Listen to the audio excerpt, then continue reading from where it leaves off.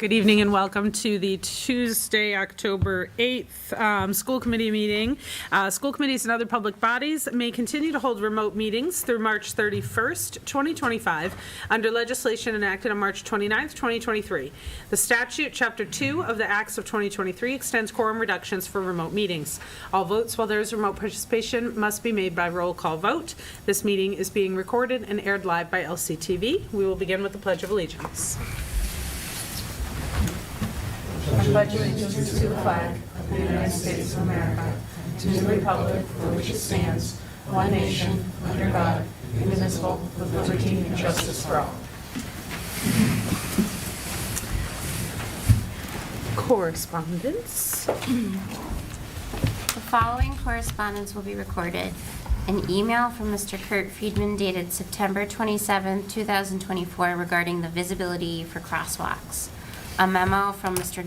Donald Jarvis, Director of Occupational Education at the Lower Pioneer Valley Career and Technical Education Center regarding the Walter E. Quigley Junior Student of the Month Award for September 2024. Longmeadow student honored this month is Joseph Maiolo, Integrated Occupational Prep. All right, thank you.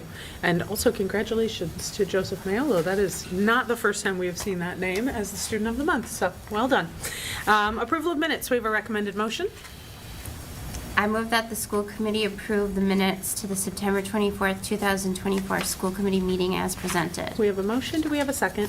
Second. Thank you. Any discussion? Seeing none, we'll move to a roll call vote. Jamie? Yes. Julie? Yes. Michaela? Yes. Zach? Yes. Estelle? Yes. And yes for me as well. All right, we are moving on to public speak. I don't think we have anyone at home, so we have someone here in the room. If you'd like to come on forward, say your name and address. Right there is perfect. Feel free to swivel that a little bit. It's kind of off kilter. Grab that microphone, Tom. Oh, there you go. Yep. There you go. Perfect. All right. Hello. Welcome. To the members of the school committee, Can I just have you start, sorry, just for the public, to say your name and where you're, yep. my name is Melissa Sobolski. To the members of the school committee and Dr. O'Shea, I sit before you tonight as a parent, excited about the opportunity to vote in November on an issue that will have a real impact on my family's life, more specifically my child's life. It is supported by the Massachusetts Teachers Association, the MTA. In a year dominated by national election news, it's easy to miss state-level questions. And I hope that in being here tonight, people who may be watching live at home or later online may become aware of this ballot question whose passing, in my opinion, will have a positive impact on Longmeadow students. It is the vote on ballot question 2, repeal competency assessment requirement for high school graduation. Passing question 2 with a yes vote would eliminate the need for a student to pass MCAS in order to receive a high school diploma. Many families might not even know that this standard exists because their children pass the tests with little to no extra effort. However, for the many, many families with students in special education, the MCAS experience is fraught with fear and frustration. It does not matter if our children have passed their subject classes in 9th through 12th grade. If they failed the state standardized test, the MCAS, they do not get a high school diploma from Longmeadow or any other Massachusetts public school. 3 miles down the road in Connecticut, they would. Right now, regardless of their GPA or teacher evaluations or class activities, a student can be denied their diploma if they do poorly on MCAS day. This stressful assessment doesn't accurately test students' knowledge or aptitude for success in college and beyond. It only shows which students are better at taking standardized tests. As the parents of a child in special education, we are so hopeful that we might finally be able to put behind us the stress and fear the shadow of this test has cast over our lives since our child entered preschool at Center School. Today, that child is a 10th grader here at Longmeadow High School. MCAS looms large over everything because 10th grade is the grade for MCAS testing, the one that counts. High standards in and of themselves are not a bad thing. The current system of high-stakes standardized testing, however, is. A generation ago, my child would have graduated high school effortlessly, having passed all of his classes and even obtained A's and B's in some. But that is no longer the standard for high school diplomas in the state of Massachusetts. I could talk about the profitable business that standardized tests and test prep has become. I could talk about the 42 other states in the union, our New England neighbors to the north and south, for example, who trust their teachers' judgment on what is best for their individual students' success, but I don't want to take up too much of your time. I've seen MCAS from both sides. Before I was a parent, I was a 10th grade English teacher, the year that counts. I began my career in the time when MCAS test was a new prospect. MCAS is one test given to all students, special ed students among them, regardless of what their legally binding IEPs or 504s say. The restrictions to what accommodations the student can be offered on the test are stifling. Though a child's IEP might call for repeating or rephrasing questions on assignments in the regular classroom, that doesn't matter on MCAS days. A proctor may reread a set of directions for a child, but they cannot rephrase. They can simply stand before your child and reread the direction as written, no matter how many times or ways your child says, "I don't understand." It is cruel. It happens every year in every school in Massachusetts from 3rd grade through 10th grade. Imagine that. A child calls you over, which is brave in and of itself, and says, "I don't understand, can you help me?" And you can't help this child with whom you have built a relationship over the past 8 months beyond flatly rereading a prompt or general test directions from a script. I've been told to relax over the years. Don't worry, Mom. They could take the test over in a few months, and right up until 12th grade if necessary. We haven't gotten last spring's 9th grade biology scores for MCAS back yet, and based on my child's experience in that class last year, I am not feeling great about his prospects. Anyone who finds out in the next weeks or month or so that their child didn't pass the biology MCAS will be contacted, and their child has to circle back to biology, a class they've already passed, not to retake the class, but for more targeted support, and have to retake the MCAS again and again if necessary, even if they pass the class. Don't worry, Mom. Eventually, most of them will pass. The same process goes for English and math, and after all of this, there are kids who don't ever pass. The language, organization, format, and stress of the test is completely counterintuitive to what their child needs to show what they know. Have you seen the cartoon where there's a big tree behind a group of animals? A bird, a monkey, a penguin, an elephant, a fish in a bowl, and a dog. They all sit before a man who says, for fair selection, everybody has to take the same exam. Please climb that tree. I'm obsessed with it. My eyes go first to the penguin and the fish in the bowl who looks startled. It's impossible. It's unfair. Their flippers and fins make it impossible to climb a tree. Are they flawed? And the mighty elephant, he's not getting up that tree ever. No diploma for him? Don't worry, Mom, he could take it again. Spoiler, that elephant is never going to climb that tree. And all you are doing is making that elephant feel terrible and less than and weak and too big and too different and clumsy and stupid. He's an elephant. Who doesn't love an elephant? They help maintain forest and savanna systems for other species. The world is a better place for having elephants. We need more of them. They are strong and bright and empathetic. Don't worry, Mom. He can still get a certificate of completion. Please vote yes on question 2. Yes to high standards, but not high stakes. There are so many different ways to be smart. There are so many different ways to show what you know. Filling in the bubbles on a test booklet or a computer screen today should not be so high stakes. Thank you for your time. Thank you for coming out today. Thank you. Thank you. We are moving on then to business with guests, and that brings us to our MCAS presentation. All right, so joining us tonight, Curriculum Director Beth Nelson. Dr. Beth Nelson has spent the last few weeks poring over our accountability and achievement results. And so when those reports are released by the Department of Elementary and Secondary Education, we annually compile a report for the school committee to give you a view of our achievement and how we did on the state's accountability system. And sort of as one of the things that Beth will emphasize at the outset of her presentation is that we do recognize that this is a single measurement of success. And I think Beth will spend some time talking with you about how we try to look at student success through a broad lens. So Beth and I'll share the screen and we'll be underway.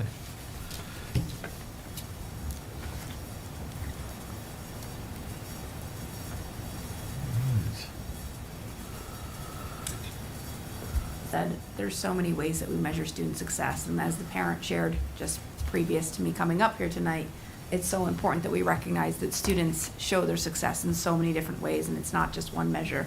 So up on this very detailed, busy slide, you have all these different ways that we are, from the moment they enter our classrooms in preschool till they leave our stage senior year in high school. We have so many different ways to know who our students are and where they are and where they're going and where we can direct instruction and support to help them.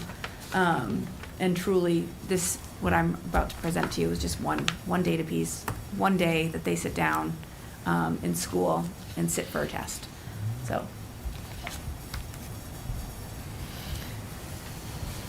So I think many of you have been on the school committee for a few years. You understand what the MCAS are. But if anybody watching from home or anybody that's new to the school committee, the MCAS is a test that Massachusetts gives to all 3rd through 8th graders and 10th graders annually in ELA and math, and then 5th, 8th, and 10th grade for science.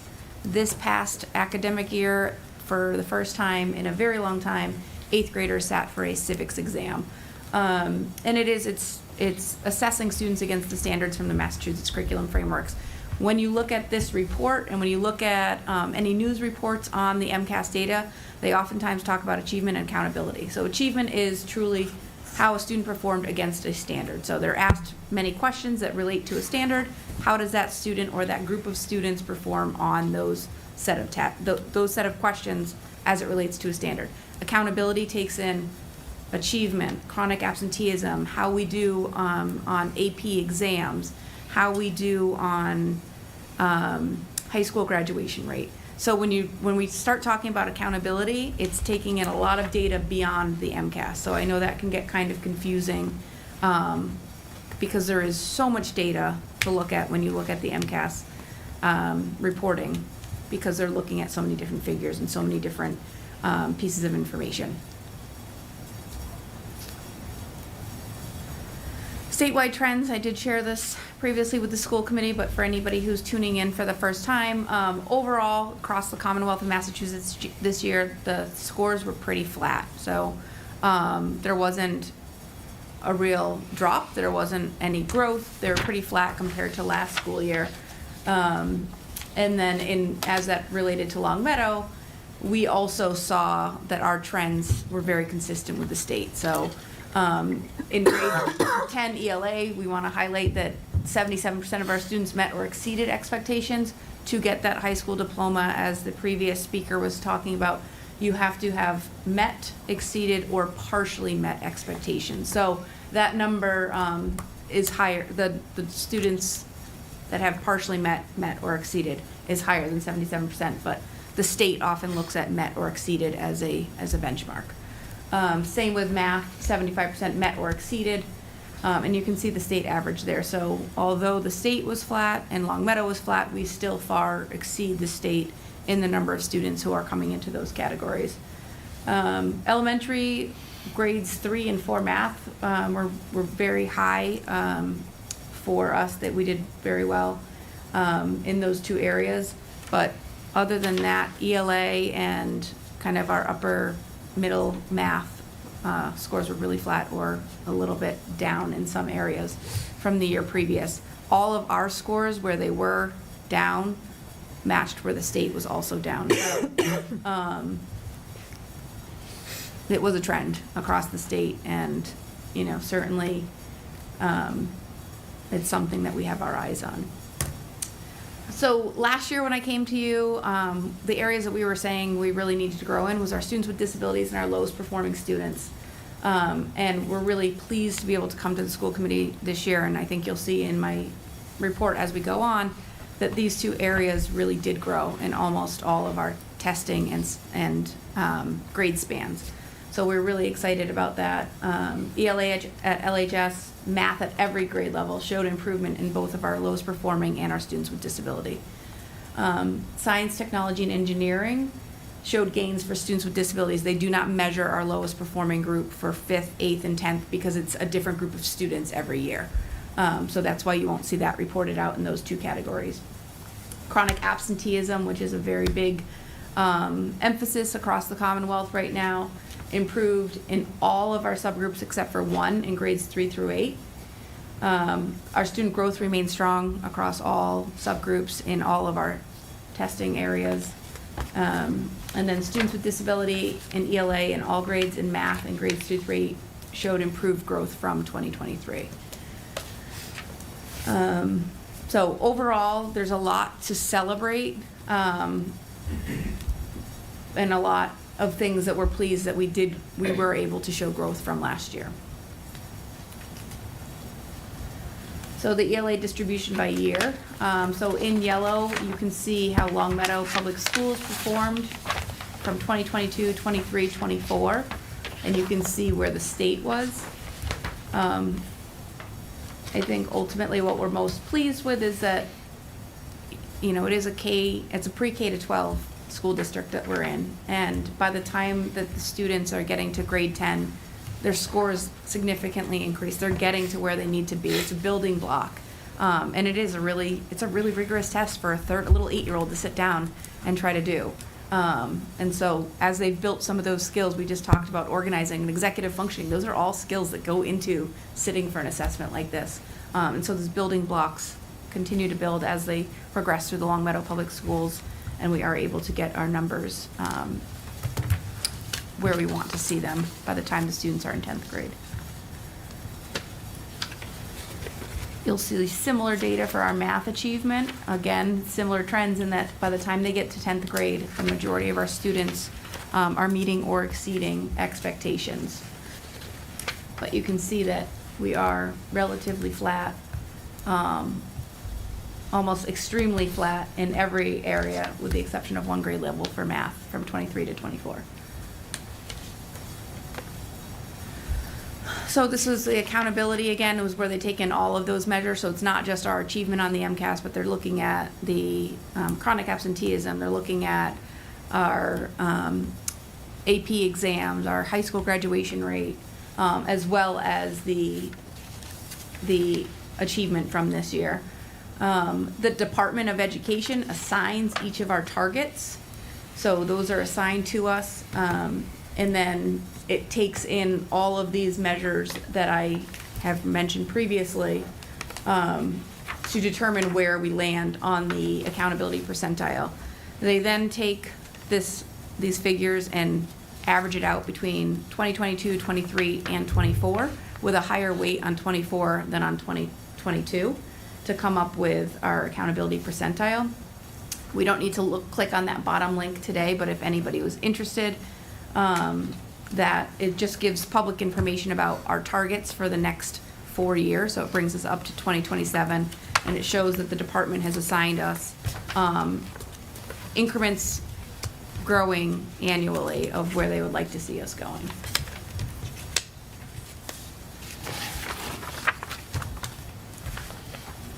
So the accountability by subgroups, this is where it's ELA, where I previously didn't comment that we improved in the areas of students with disabilities at lowest performing, and that's why on this slide we don't see anything highlighted here. Our scores were flat, if not declining a little bit, in just about all of our subgroups. So again, how do we respond to that? Well, we're really optimistic that a new ELA program that you all helped us and supported us with bringing to our classrooms this year will have a significant improvement in our lower elementary scores, which in years to come are going to build upon in our middle school and high school scores as well. But here in the LHS, you see that our lowest performing students and our students with disabilities did show growth, where in many of the other subgroups did not. So they in some aspects carried us in these areas last year. And our lowest performing is the lowest scoring 25% of the population the year previous. So for our high school students, the 25% of the students that scored lowest the year previous are then grouped into that lowest performing. So they're taking those scores and comparing them to that group's scores for this year. And again, the grades 3 through 8 math, you can see that once again, the lowest performing in the students with disabilities improved. We had some other subgroups that improved very marginally, but really, against lowest performing in students with disabilities, we were pleased with their progress. And LHS math, again, these two subgroups improved. And you'll see, like, the lowest performing, you'll see its path forward improved but below target. So that number that was on several slides previous, that link, the state puts out these targets for us. So 492.8 was our target for this year. Although we did not meet that target, because we did not grow by 3.3 points, we still showed improvement. And then science, technology, and engineering, again, I said previously, they don't report out on the lowest performing group, because that group changes annually, year to year, but students with disability in grades 2 through 8 science improved year over year. And our LHS science, technology, and engineering subgroup improved year over year for our students with disabilities. Several of our groups did actually improve for LHS biology. I know in years past, this has been something of interest to the committee to see how those cohorts are progressing through the grades. So again, 2019 was that last year before COVID. 2020, we did not take the MCAS. So if you follow along, you know, our kids that were in 3rd grade in 2019 are still, it's showing that they're not quite back to where they were in 2019. However, if you look at the kids who were in 3rd grade in 2017, we do see that they got to where they needed to be and surpassed that by the time they were in high school. So that pink, that mauve color, that they started at 67 in 2017 and then were able to get to 77 in 2024. The reason it shifts a column when you get to the end is because they take it in They 10th don't grade. take It's it, not, correct, it's so not ninth it goes from grade, 8th grade to 10th grade. Yeah. Oops. And then similar for the math, the same explanation, but you'll see some of our subgroups kind of catch up a little bit sooner in math than they did in ELA. Seems to just be the trend of how the data came out as well, that our ELA scores for Longmeadow as well as the state were pretty flat. Student growth. Can I just highlight, just go Absolutely. back to this? So one of the challenges with MCAS is when you compare 3rd grade results this year to 3rd grade results last year, it's a different cohort. Beth's trying to show the same cohort of kids and what their path is as they make their way through our grades. Even this is a little challenging, though, because it's a different test every year. So same kids, different test. And so that has to be taken into account as well. And student growth, I know we spoke about this last year, but for anybody that's new or anybody that's watching today, student growth is really how we measure every student who scored the exact same score last year gets put into a group, and then they are compared against all of their peers across the Commonwealth, from anywhere from a 1 to a 99, based on how much they grew against that cohort of peers who scored the same score as them the year prior. So we want to see a score between 40 to 60 for good student growth, and we're pleased that in all of our subgroups, our student growth was between 40 and 60. And that is reflected on the next 2 slides. Next 4 slides, I think, actually. So again, there's nowhere here that I really want to like highlight, because there's nowhere that it's off the charts, like we exceeded 60, but there's also nowhere that we were below 40. So I think it shows that, this is, again, it goes back to, this is one measure, but student growth, as they compare themselves to their peers across the Commonwealth, on one test they sit down for on a gloomy day in March, our kids are doing well, and they are performing well against their peers across the Commonwealth. If students are experiencing that typical growth between the 40 to 60 range, that means they're making progress, the right progress towards the standards and completing and accomplishing the standards within the curriculum frameworks. And here, again, same thing here. There's no group that's higher or lower than 40 to 60. You'll see it says typical growth low, but in terms of what points we were allocated towards our accountability, but it still was solid growth for our students.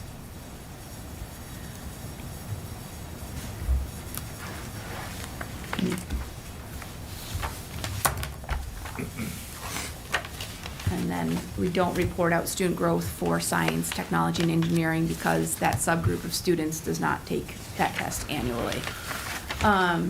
That, again, MCAS is one measure on so many really, really important things that students do each and every day here, that our staff is doing every single day. But I know it's an important measure. It's something that we sit and take every single year, and we are pleased to share the information with the community. But we do understand and recognize that it's one way to measure our students' growth. Experience tells me that sometimes this is an opportunity to gather some questions from the committee. Sometimes we're in a position to answer those questions based on the information that Beth has brought tonight, or that we've kind of considered. Other times, it might be that we'll just need to take the questions back and then report back to you at your next meeting, because there really is hundreds of different lenses through which you can look at MCAS. And so even if you assemble 10 administrators, they might be looking at the scores in 10 different ways. So happy to answer any questions that you have, or gather those questions and bring back answers to you next time. Julie, you look like you've got a question. I Go have a for it. question. I always have a question. What is high needs? What counts as high needs? High needs could be low income, lowest performing, students with disabilities, so they put a lot of, So it's all of them lumped together. correct, but the state designates who that is, and that's based on like how things are recorded in our Power School. So if a student is receiving support through Title I at one of our 2 schools, then we have to designate that in Power School, and that gets reported to the state 3 times a year. Okay. I was just curious because I was kind of looking through it at all the different subgroups, and that's one where we either declined or didn't So meet the target. because it gets sent to the state 3 times a year, somebody through the MTSS process, you could be in reading intervention at one of the 2 schools that's Title I in October, and then not in it. So that group is It changing changes over pretty time. regularly as well. And I think that's why it's difficult to get a good grasp on like what that one means. who that Yeah. population is. Other questions or thoughts? Zach? Go ahead, Kelly. Oh, I was just gonna ask what the one subgroup that didn't improve in the chronic absenteeism. Our ELL students.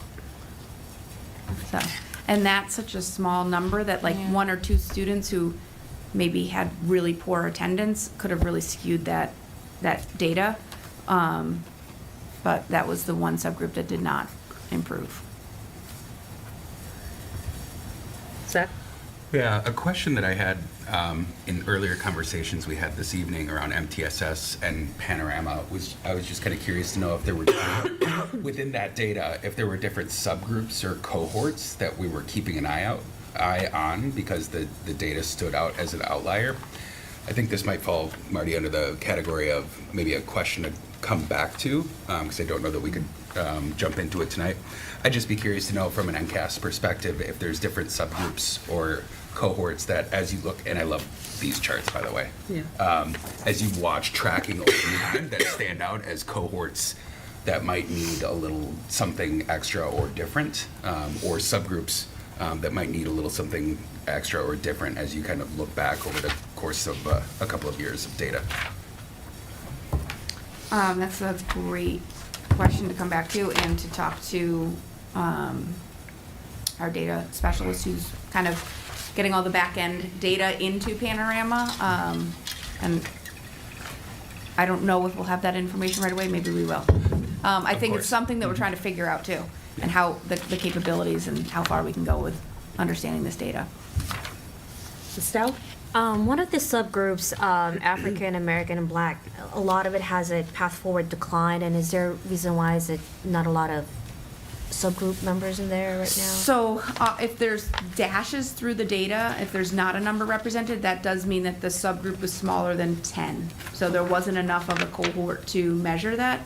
If they did not, if the path was forward and they didn't meet their target, or they declined, then that subgroup did decline from the year prior. Okay.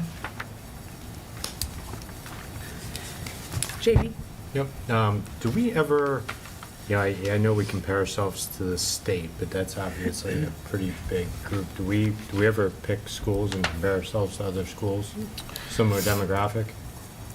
So I did send some information, I don't know if anybody saw that where I compared us to Amherst, East Long Meadow, and Springfield here locally in Western Massachusetts, and then Duxbury, Newton and Wellesley, one other Boston district, and Newton. Boston. Gotcha. And we were, in Western Mass, we were clear winners, and then in Eastern Mass, we were neck and neck with Duxbury and Newton. Belmont, was off the charts in their scores. But other than that, everybody out in Eastern Mass, we really were pretty comparable with.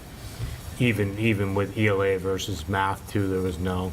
And Belmont was just well ahead of us, is what you're saying? Belmont was almost, their scores were up and above 530 for ELA and math, which means the majority of their kids were exceeding expectations. Do we know? You probably can draw a pretty strong correlation between per pupil spending and the affluence of a community and their MCAS results, frankly. It's pretty hard correlation if you look across the state. So I think they probably have some resources that they can tap into. And, the affluence of a community often correlates with MCAS performance. And so, we try to draw some lessons from other communities. There's actually, I'll send the committee the link. There's actually on the publicly facing information on the DESE website, there is a link that puts us in a demographic, in a boat with demographically similar communities. Off the top of my head, I don't know what communities those are, but they look across the state and they say, based on the demographics of your community, the number of EL students, your number of high-needs students, your number of students with disabilities, and other demographics, they'll compare your scores. So I can send that information to the committee. You can take a look at it. Yeah, that would be interesting.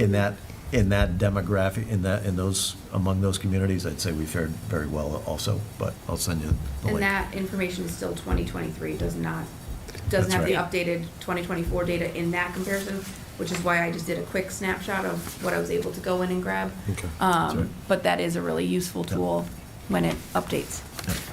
In this one's, guys, one more? Yeah, Sorry. of course.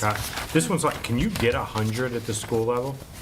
Is that possible, or is You that, could. That would you be actually can? So Every single 93? student meeting or exceeding. So Okay. every student would have a score of 500 or higher. Okay. And chronic absenteeism, what percentage of our students are still in chronic, like, This past year, I think it was 9%. I'd have to look though, Jamie, and get that for you. As a reminder, that's, for anybody watching at home, that's 10% of the school year, so that would be the equivalent of 18 school days. Yeah, I'm seeing our score for a lot of different subgroups are that we hit a 4 for it because we improved, but I'm not seeing, I can email you that. and does information. that drag down that school? It just, the schools were all quite different. I mean, it can. Correct. Like, you Yes. could have, like, that could drag down your school just because that particular school just has a lot of things going on. Correct. If you, yeah, so if you have if you made the best progress on reducing chronic absenteeism, you're going to get 4 of those accountability points that Beth mentioned, but if you're working with some school avoiders, or you have some families that have just experienced ordinary absence, then that could pull down the number of points you get on the accountability index around chronic absenteeism. It has, coming out of COVID, it was a problem across the Commonwealth, across the country. It's getting better, and we made some great progress last year over 2022, and we can bring that information back to you as well. Yeah, I think I would just love to see, I mean, it's kind of, if it's really 9% of our student, I mean, I don't know, it just doesn't seem possible. I know it is, but like, it'd be something to like come back and go, at least talk about it, digest it, and go, do we do anything about it, or we just, this is what it is? It's kind of, it still shocks me. 9% is not, it's not acceptable, right? I mean, It that's a doesn't number. feel No, right, right? yeah, I mean, it yeah, doesn't feel right yeah. if you're in a workplace environment. Right. 9% of, or 9% of our staff didn't show up. Right. I think we Right. might have some, it just doesn't feel right. I don't know what's going on, but, The you know, numbers are and- still pretty high across the state. Yeah, it's And just there kinda are a wild. lot of interventions in place at school level, but also at district levels. It is definitely a growing concern Yeah. coming out of the And if there's anything pandemic. we can do from command, like, hey, Yeah, exactly. maybe there's something we're missing there. So, it Yeah. just seems like a lot. Or like how they're being identified too, because I mean, like I can think of people who are outliers just by like they moved during COVID and they're really from a different state, so they travel back and forth, so they miss maybe more school than my kids might because I only have to drive to the Boston area for Thanksgiving. I don't know, you know what I mean? Like Just 18 days, Yeah, like, it that's just insane. sounds like, I don't know, it's something, I mean, 18 days is a lot of days Yeah, for, it like, is. my kids miss days, but like 18, that's a lot out of 180. Yeah. National- I agree, but like there's some, it just Yeah. feels, Yeah. Actually, some of nine- these upticks in mental health issues, right? Yeah. They're keeping kids out, and then I know in some other areas it's like like kids who are not living in one house always at the same time. I don't know if that's the case in Long Meadow, but there are a lot of Yeah. different things that can. Other health issues, Yeah. family complications, as you've mentioned, housing insecurity. Yeah, There I are so mean- many factors at play. Yeah. Is that data that we're able to track or obtain, like the reasons for absentee? Like, do we track like out sick, family emergency? I know a lot of families travel domestically and will take like a month off, and they're gone for just family travel and being abroad. Is that data that we keep or could you parse out to try and direct more in? I'd say not at that granular a level. I'd say we're and I think, maybe that's something that as part of our implementation of Panorama, this data warehouse, that might be something that will help us track student attendance better. I think we do know that arresting chronic absenteeism in the youngest grades makes a big difference in the oldest grades. And so we're seeing students who had significant attendance challenges in the early grades. We're seeing those students now making their way to high school, and you can see the lingering effects of that. So it's very, very important, and maybe that's an area where we do have to do a better job of kind of granularly tracking the reasons that kids are out of school. I think anecdotally, I'd say our administrators would report that there's, as Nicole pointed out, a variety of reasons, everything from travel to kind of how, I think maybe families are a little bit more judicious about sending children to school who are not well. Maybe there was a time when we sent children to school if they, if they weren't up to speed, but now maybe we're more likely to keep them home. Maybe that's a lesson of COVID. There's a variety of factors at play, for sure. But maybe that's something that we need to do a better job of, is really understanding on it. I think our administrators know their families, and they probably, on a student-by-student basis, would be able to explain it. But are we able to aggregate that information? I'd say that's something that we could do a better job at. Yeah, I wonder if we'd come up with different targeted interventions if we knew what some of the bigger levers were. Yeah. And like if we even know, I'm assuming we know which schools it is. Yes. Assuming. I mean, it comes down to, in many cases, like 1 or 2 families at a school. So there are targeted. But that's not getting to 300 students. You're talking 300 students. You said 10% of the students, there's 3,000 students. I mean, you're talking 300 kids. But there's oftentimes, as the superintendent said, like, we know the families, we know the reasons, might be other things going on. Yes, there's people that are still, maybe you used to send your kid to school with the sniffles, but now you're keeping them home. But there's also, there's other circumstances that we are aware of. But I think back to Zach's original question, it'd be really interesting if there is a way for us to put some of this into Panorama. I know, if you're calling your child out sick from school, the nurse gets a voicemail, it gets noted. But oftentimes it's the teacher getting an email about, we're on a trip, or we have an appointment today, we're going to miss class. So how are we collecting that when so many different people are getting that data and information? I think it certainly feeds into the MTSS process. So when there is sort of a child study, a child that's being discussed at a study team meeting, they will explore on a kid-by-kid-by-kid basis the reasons a kid is experiencing the absenteeism challenges. So I think we know students' individual stories. Our teachers, our administrators know that, but I don't know that I could give you a report right now that said, X% of our chronic absenteeism students are absent for this particular reason. And I would imagine that it's not necessarily always one reason, to be honest. It's often a combination of reasons. Right. So that might be a factor as well. Julie? Kelly, were you waiting or? I did, but I feel like my question got answered. I'm trying to think. Oh, I wanted to know about when Jamie said comparing our scores to other districts like ours. I wanted to look at the subgroups of the other districts, but I think you kind of said that, but that was 2023 data. Correct. So it's So not I out wanna for see that. 2024 Oh, to okay. do that. You can just look at the global. Yeah, not yet. But once they update that website, Okay. it has really great information. I just wanted to ask about, back to Estelle's question about the African American Black category subgroup. I think the decreases are like pretty substantially more than some of the changes that we see for the other subgroups. I was just wondering if you could kind of walk us through what you all do to investigate that kind of change. So, No, you're talking about achievement scores as opposed to growth scores? Yeah. Achievement scores, Yeah, yeah, the okay. achievement scores. Yeah, okay.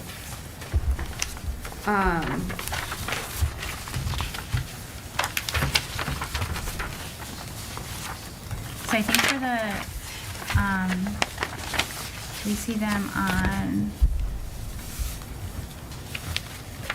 ELA subgroup, there's Yeah, grade 3 math, LHS math. Yeah, almost every category, they're on a decline path.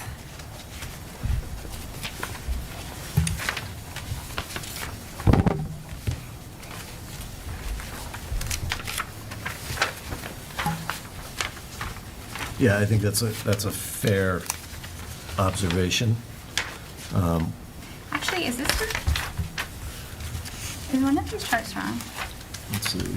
These are the same, these are the same charts, but with different. Three I through- think it was updated on the one up here. So There they- was one that was like math, the same math for high school and elementary, yes, but it's updated here. Okay, okay, but Um, either way, the trend is the same. Right, yeah, so it's not reported out in the high school in most cases because there's not enough of the group, but because it's reporting out 3 through 8, so all 6 grades, there are enough of that group. So we would have to then go in at a granular level and look per grade level, and try to better understand that. And that's not something we've done Okay, this year. Okay. I'm not sure that it's come up in recent years, but it's something I certainly think we can take back and look at. I think, seems like a big enough change that. yeah, I think it's certainly evidence to reinforce our commitment to culturally responsive practice, to having a curriculum that's reflective of the diversity of the wider world, being sure that we're creating welcoming, inclusive classrooms for students of color. So I think it's a good observation, and I think it's evidence that we've got some work to do in that area. And are you all able to break out the subgroups? I know those are 3 through 8, but can you break them out by grade level, or? I'm just curious if you can look at them in this They in this do fashion. provide that for some of the achievement. As you get further into, so there is a report that's the district results by subgroup. So then it breaks down the number of students in each subgroup that are. By grade. That are, well, But if you're breaking it up by grade, you're probably That's- under the. You're getting under Then you're- there. yeah, Under it's- the cohort Yeah. size for Okay. reportable This is- results. science, Yeah. technology, There's- engineering. 48 students in total in that subgroup in grades Right. 3 through 8 right now. What's the smallest is 20, is it? 10, if it's under 10, it's not. 10 No, is for some the, of them 10 it's or not 20, it depends 20, on yeah. Depends on the category. Yeah. So, but yeah, so they do have it by grade. So for example, in 5th grade, they're not reporting out African-American students, because there's not enough of a subgroup. So when we look at that data, 3 through 8, we're able to see it all together. But 5th But we grade, don't have any cohorts. I don't have a cohort, to be able to look at. For 4th grade, I don't have a cohort to look at. So we But, can. yeah, I mean, I was asking the question specifically about the African American student subgroup, but like, I was just curious about any of the subgroups. Are you able to look at them by grade level cohort to Zach's point about kind of like identifying interventions? Yeah, yep, and so it looks like, just looking at 3rd, 4th, and 5th at a really quick glance, Asian, Hispanic, Latino is reported out, and white. The other subgroups are not reported out by race or ethnicity. Okay. Because the group isn't large enough per grade level. Okay. So I could certainly get that information. Okay. Well, we could look at like low income or something like that or is that too small? Correct. Low income is reported at a quick glance for 3rd, 4th, and 5th. That would be helpful to see if you can. and I think, remembering that when we get results like this, we're looking at them at a district level, a school level, classroom level, and then individual student level. So if we have an individual student who's not making progress, whether it's a student who is part of a particular subgroup or not, we're able to, again, with having quick access to data, we're able to kind of take a look at where they were struggling, what skills contributed to the achievement score that they received, and can we attack those skills with some specific instruction at the classroom level. Last year, I was looking at our report from last year, and we provided an example of all of the questions from a particular subject at a particular grade, and you were able to see how a student did on the various skills that were demanded by that question. And so teachers are able to look at that at a real granular level and say, all right, this student's having a difficult time with topic development, or this student's having a difficult time with sequencing in math. And so you're able to address those deficiencies in real discrete ways. So. But we can, I'm sort of keeping a running list of some of the things to bring back to you, and we could do it via some information in your packet, or we could do another smaller, more targeted report at your next meeting, if that would be helpful. So you can talk to Nicole about that, or... Yeah. Jamie? No, I think that sounds great. The only thing I would say, just kind of listening to it all, I like comparing ourselves to local schools, the Amherst and whatnot. That's great, but I think my opinion on this is we should be comparing ourselves, and our goal should be Belmont. So why can't we get to that point? Why are they over 5? We're not over 530 on any single one as you go. If they're really that high, go after where, like if we're getting that high, it's good for everybody. It's good for the students. It's good for us as taxpayers, because our house values are gonna go up, because everybody's gonna wanna live in this town. We wanna achieve, we don't wanna just compare ourselves to Amherst, because we're just competing with Amherst. Like, let's beat the pants off of Amherst and look at that and go, what are they doing? My number one question would be, do you have chronic absenteeism? You can't educate people if they're not showing up here. Sure. You know, if 9% or 300 students are not showing up, guess what? Our scores are gonna be down. There's no, it's like if you don't show up for practice, I mean, you're not gonna be as good as, you know, teams that are all there, all competing, all focused, all learning this stuff. So I would want to look at Belmont and not go, oh, we can't achieve that because they have, you know, more, you know, a bigger Asian population, a bigger white population. I don't know. You make up whatever it is. I would look at it as more of, hey, let's figure out how to raise the water for everybody and go, okay, and don't just blame it on demographics. So I think blaming it on demographics is, it's just it's a cop-out. So that would be my recommendation, to look at Belmont. Other thoughts, Zach? Yeah, one last question on this one. Marty, you just kind of mentioned it. Are we able to dig in at like an item level analysis? We are? Yes. Okay. Yeah. And that's what you'll see a lot at team meetings, grade level team meetings. Okay, great. Is that they're digging into, like, so if there's a question that they did really poorly on, what were the standards? What was the question actually asking? Of course, they don't they don't release the entire test, you only get a portion. So you hope that that's one of the questions that they publish, so you can actually look at it and, you know, was it the way that they worded it? What tricked the kids? What stumped them? That's great. Thank you. Can I ask, when will families get their individual reports? Reports are being mailed out of school offices on Friday, October 11th, so Okay. 3 days from now. And is that for all grades? For all grades, 3 through 10, sorry. Okay. And so they should be Saturday or Monday, or it's a holiday, Saturday or Yep. Tuesday, depending on mail delivery service. And will that include the 8th grade civics as well? That does not include 8th grade Not civics. included. The state is not reporting out on those on an individual basis this year. It was just a field test pilot. So they haven't even released the scores to the districts for, Oh, so okay. each school was assigned, there's 7 performance tasks on the civics. And each school was assigned one of the 7 performance tasks at random. So they were really more or less seeing, do these performance tasks work, and measure what we're expecting students to learn. And then they will give us how we did on those 2 performance tasks. So one for Williams, one for Glenbrook, but they haven't yet. Okay. And it'll just be an overall, Yep. And they were given 2 different performance tasks? they were given 2 different performance tasks last year. Any other questions, Mona, Julie? I don't know if it's a question, but just one thing that was interesting to talk about last year was like the places where we thought there were changes that were like idiosyncratic to Longmeadow that we could, I know we can't like scientifically prove this from just looking at these charts, but things like the effect of a new curriculum, or even, you know, places where we've had challenges with, you know, not having enough teachers in the classroom. So any places like that where y'all are sort of like, we suspect this is kind of what we're seeing for a particular grade, or something like that would be helpful to know. Yeah. Okay. I think that the Bridges investment is paying dividends. I think we're seeing that.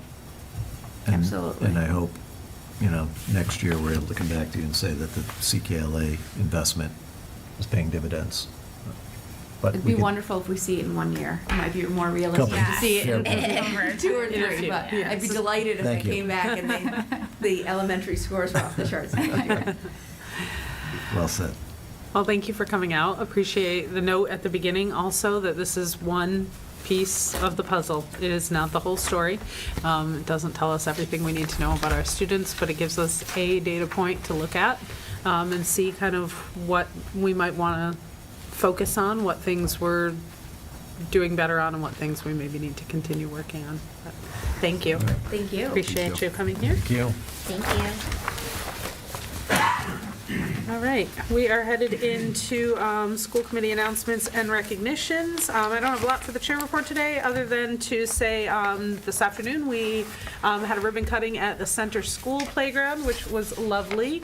Nice to return there as a former Center School parent myself. It was very well attended. There were lots of folks, somewhat helped along, I'm sure, by the batch ice cream truck that came out for the event.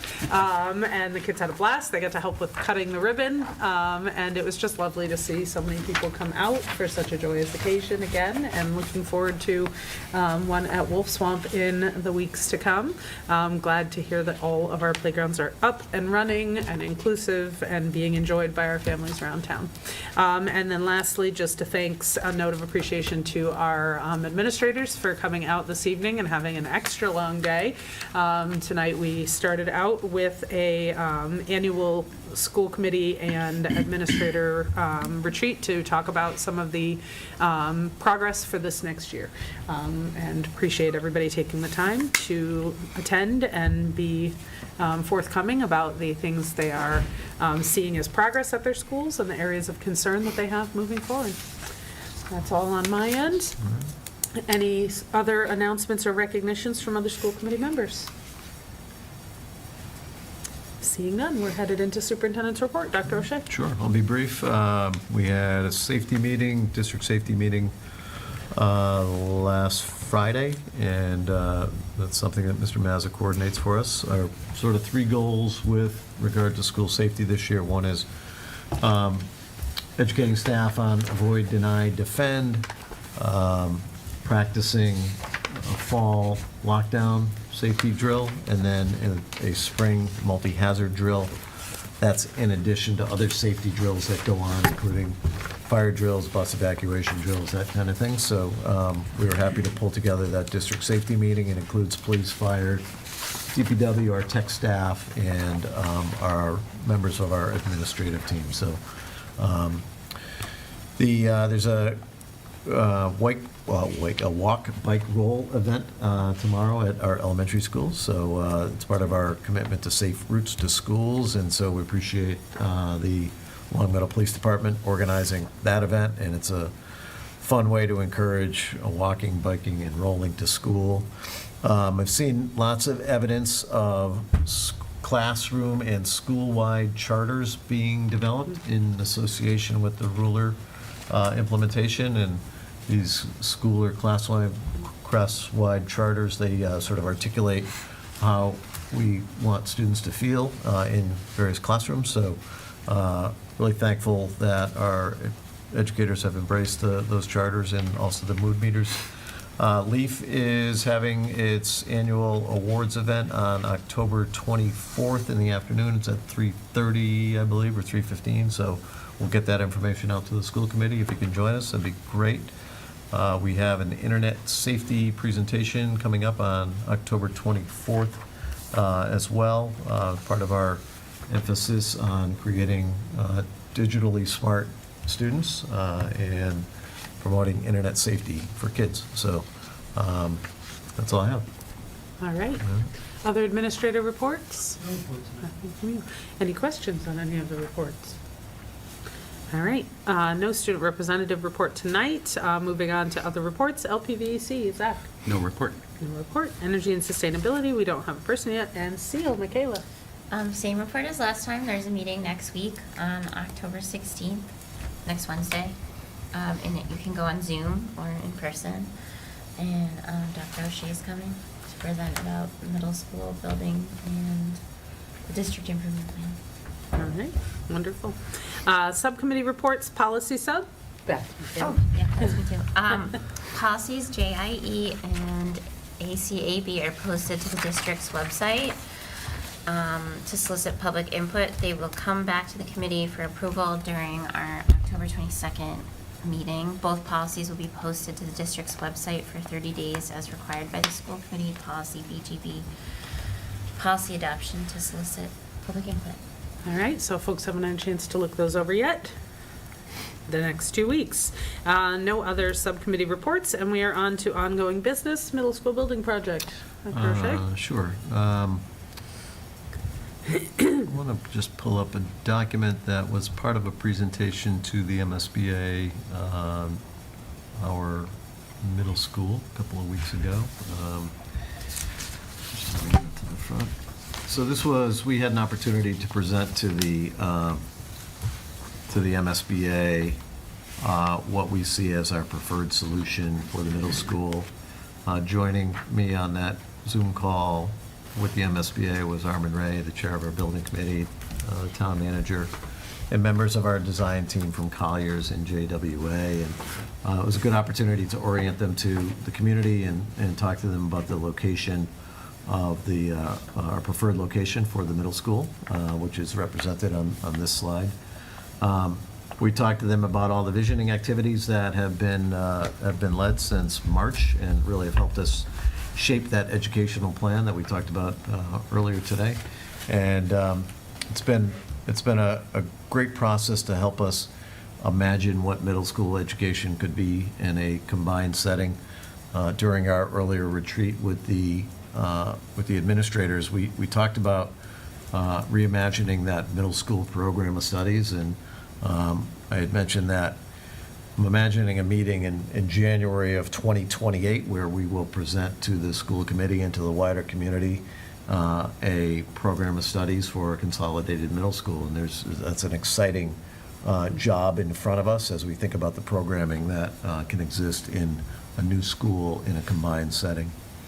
As part of the presentation, we talked about some of the aspects of Glenbrook and Williams that we value currently and would want to see carried over into a new middle school. At Glenbrook, one of the things that jumped out of the visioning process was the area of the building that incorporates STEM, art, music, kind of an exploratory zone that we think can be recreated in a new middle school. At Williams, the space that we are using creatively is to support students' social emotional learning needs. So there's sort of a guidance suite that is a very inviting suite for kids at Williams. It's not in the best location. It's in the temporary module classroom in the back of the school, but the counselors in that space have made great use of it. And so there are, we talked a lot about those things that we want to carry over. And then also some of the things that we don't want to see carried over. The challenging accessibility of Glenbrook, the safety challenges that are found in both schools, the lack of collaborative space at Glenbrook, and the challenges that we face adequately serving, appropriately serving special education students. Also, we had an opportunity to articulate our vision to the MSBA. We talked a lot about creating spaces that promote the values that are important to us here in Longmeadow around learner autonomy, embedding the vision of the graduate, ensuring that learning environments are dynamic and exploratory and promote collaboration. And so as we get further down the design road, it will be an opportunity to further advance that vision. The MSBA is fully aware of sort of what the internal opportunities are, but what some of the external challenges are, and we talked to them about how we can safely create a consolidated middle school on a site that is narrow generally, but also talked about how we could design the campus in a way that allows for safe queuing and loading and unloading of students, but also creates opportunities for sustainable features in the school.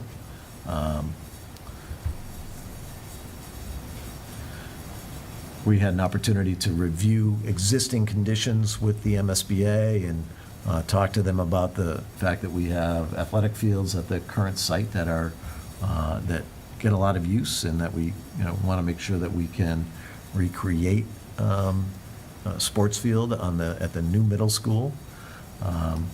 And I think the MSBA has a full understanding of the work that we're doing to mitigate the traffic and congestion that folks have expressed concern about.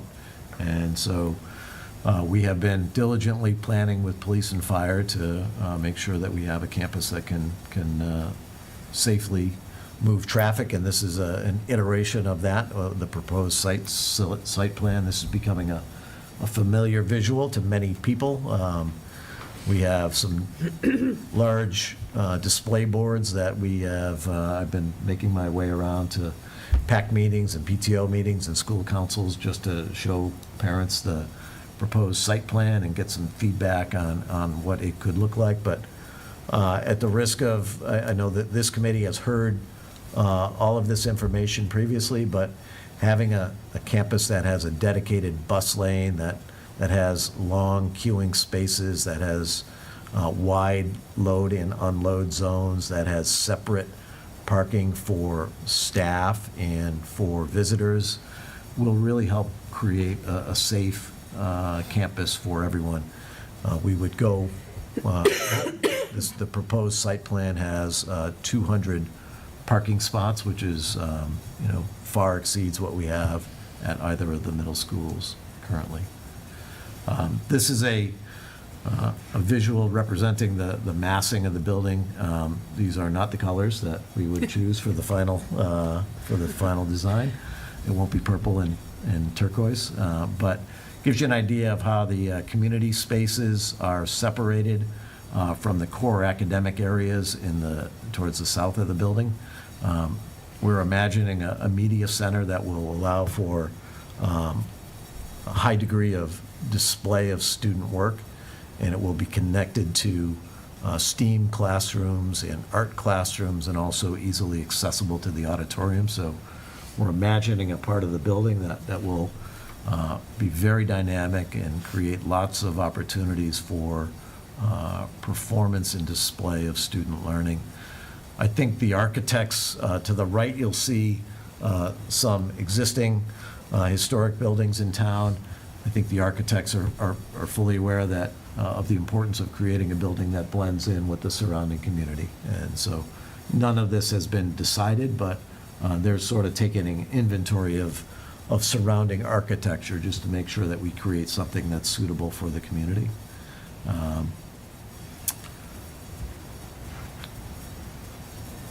The sustainability features, we've talked about this, exploring geothermal opportunities, exploring electric heat pumps, exploring solar orientation of the building, making sure that this is solar ready.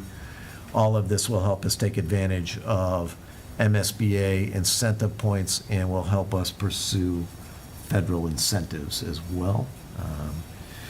The preferred schematic floor plan, again, just sort of echoing what I mentioned earlier, you'll see sort of towards this would be a two-story structure where the sixth grade would be largely self-contained. There would be a little bit more movement for our seventh and eighth graders. Again, one of the things the architects were struck by was how much this community embraced the open design of the high school. I don't think the middle school would be as open as the high school, but it would allow for more free-flowing academic neighborhoods. And so I think I think our students use spaces like that responsibly. I think our teachers are interested in making sure kids have spaces where they can work collaboratively. So hopefully the design will pursue that objective as well. A different view of the floor plan where you'll see the administration at the south of the building connected to the academic wing. You'll see the exploratory zone that I mentioned, connecting STEAM and the auditorium and the science labs and the art rooms. That's an exciting area of the building. and guidance, sort of vertically oriented to the administration up on the second floor. These are some information, fairly granular, fairly detailed. One thing I would highlight that might be of, again, I know this committee is aware of it, but at every opportunity, I'd like to mention it.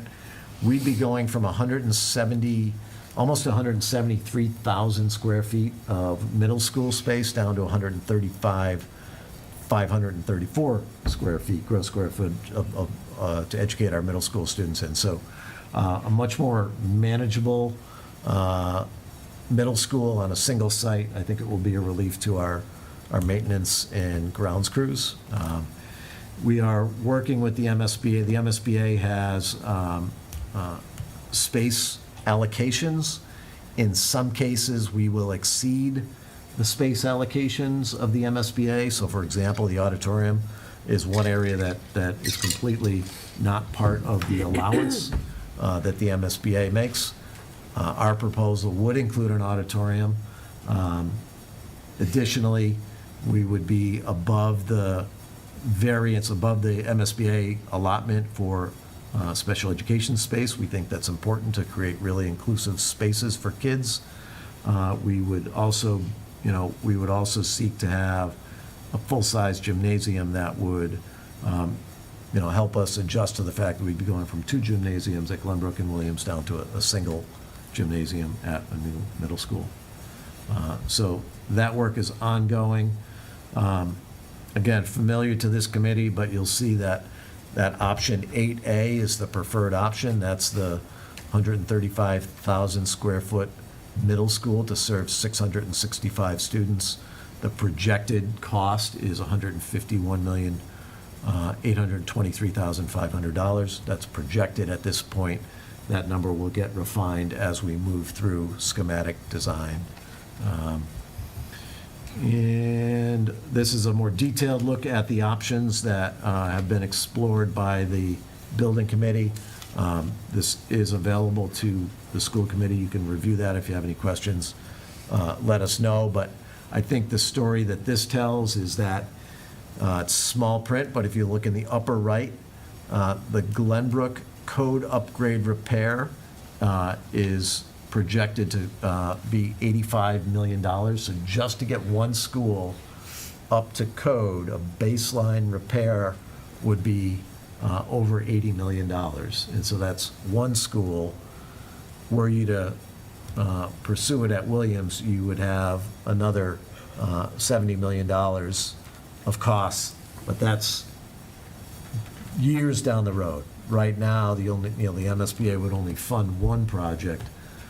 They wouldn't fund 2 base repair options simultaneously. So I think that's a really important consideration, is that we're seeing that the cost of building a single consolidated middle school is far more cost effective than pursuing 2 base repairs that would only bring the buildings up to code and really wouldn't match with our educational goals and plans. Especially when considering reimbursement as well from the MSBA, and opportunities for reimbursement are significantly higher with newer builds than with base upgrades. Absolutely. And so our timeline, again, we're sort of in the middle of a long journey. We're hitting, credit to the building committee, credit to the design team, credit to the administrators who've been involved with this project. We're hitting all the milestones, and I anticipate that we would be on schedule for a November 25 town meeting vote to fund the project. So we're chugging along. It's a lot of exciting work, but at every opportunity, I like to present some critical information and get it out to the community. So I appreciate that. I know that the committee is very aware of all of this, and they've seen this slide deck maybe a couple of times, so I appreciate your patience in allowing me to show it one more time. Yeah. Questions, thoughts, feedback? It was nice to hear such positive feedback at the meeting last week with the MSBA as well. All right, Seeing none, we are moving on to new business, school committee goals. So we had an opportunity to meet earlier today with our administrators for a joint meeting to begin to look at the developing district improvement plan and to hear from them about some of the concerns and priorities that they have moving into this new year and new goals season.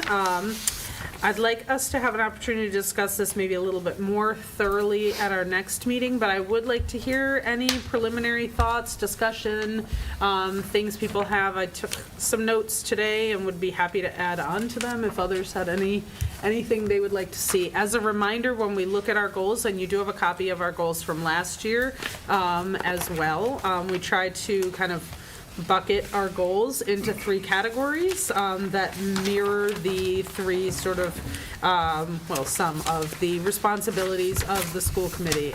So looking at curriculum, looking at policy, looking at communication and community relations, and looking at our fiscal responsibilities. I had said 3, but I meant 4. Different buckets for those. So as we look ahead at this next goals session, one thing that would be really important is to kind of go back and revisit the goals that we had in the last school year. What things worked, what things maybe need some tweaking, are there things that just kind of have dropped off the radar, anything that has been entirely accomplished, and what do we want to carry with us into the next year from those 4 different categories. So I'll open that up for discussion if anyone has any thoughts, questions, feedback, etc. These look good. Okay. Anything else? All right, so things to think about then as we go into our next meeting on the 22nd. Hopefully we can draft some specific goals, so look over the ones from last year, make notes on changes and or scratching out that you would like to see. And then if you have any notes from today, jot down some of your thoughts. What are some of the things we might want to focus on for this next year? All right. Would you like us to gather some information in the interim in between Sure. at this meeting? That'd be helpful. Yeah. In the past, we've done it with a Google form. Yeah, It that's a good idea. comes separately to Diane, and then she can kind of compile it and bring it back, so you can kind of Yeah. hit the that'd be ground great. running. So, Okay. Okay. Perfect. And then we're headed into our last order of business on school committee assignments. We have a new member joined us, and welcome to Estelle. And so we have some subcommittee assignments for the year. We had a couple of spots where there were some spaces left, and wondering which ones might work out, and or if we have any adjustments that need to be made for others as well. Right now, there are a few different sort of open spaces here. Evaluation has 2 folks on it currently, Michaela and Jamie. Curriculum has 2 on it, Michaela and myself. And our negotiation subcommittee has 2, myself and Zach. So we'll start with, is there anything that you might like to tackle, Estelle? I'll do negotiations. All right. Oh, and also we have, I'm sorry, I lost track of it. Our energy and sustainability representative is also not in place for this year. I was sitting in until Okay, that's until right. we I'm like, I see got your somebody name, but I else. could have sworn Yeah. you weren't really doing it. I'm not doing Okay. it well. All right. Would you be willing to take that one on? Okay. So we'll move energy and sustainability from Julie over to Estelle. Appreciate that. All right. Is there any sort of, would anyone like to jump into either evaluation or curriculum that is not currently in those? You're riveting, guys. So exciting. Best committee there is. So good. I'm happy to help out with evaluations again. It turned out to be a reasonably Pretty small lift. Yeah, it was. We did a great Fun job. to We, like, evaluate knocked the it out in an hour, superintendent. right? A couple of hours. I'll jump back into that again for this year. It was a couple of meetings and we were good. All right. And would anyone else like to tackle curriculum with Michaela and I? Nobody? Anything first? No. Just us then. Just us. Okay. The curriculum nerds. All right, yeah, that's us track. All right, so that brings us to our last thing. We have no executive session tonight and no other orders of business, so I will entertain a motion to adjourn I move from to anyone who would adjourn. like to vote to make that.